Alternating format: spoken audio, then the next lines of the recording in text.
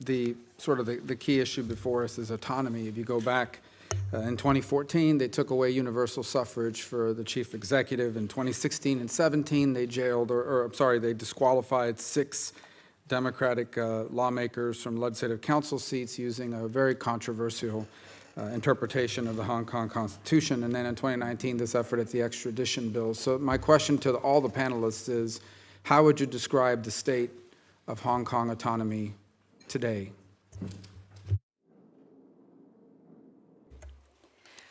The economy, Senator Rubio, question is extremely important because post-1989, that was a decision that was made by the Communist Party.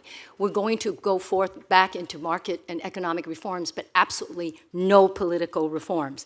This has been echoed by the chief executive when she endlessly has been having these kind of ridiculous press conferences where she says nothing. One thing she does say is, we need to restore the economy. We need to restore economic order, and completely ignoring the structural political issues that is causing a lot of the fundamental unrest.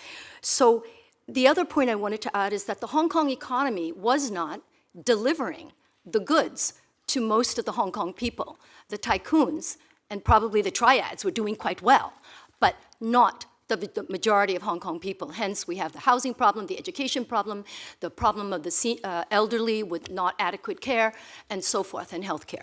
So the economy wasn't delivering, and I think what needs to happen, yes, there should be a renewal of the economy, but it's going to be an economy that works for all the people. If I could pick up quickly on Sunny's reference to autonomy. Autonomy, what it means for the Communist Party is we only need to look at the so-called autonomous regions in Tibet and Xinjiang. What autonomy means is no cultural, no language, no history, no right to believe or practice your faith under the Sinicization of religion, which is an oxymoron. And their understanding of autonomy even extends to past this life. As you know, the party is trying to now control reincarnation. So they're also trying to impose a notion of Chineseness. What kind of Chineseness? Well, Xi Jinping's notion of Chineseness under the Chinese dream and what is Chinese.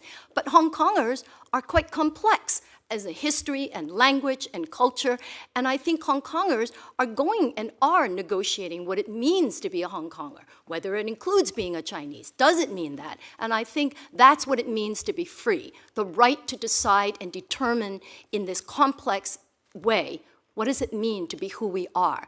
And that is absolutely antithetical to the DNA of the Communist Party and its notion of autonomy, because it doesn't exist.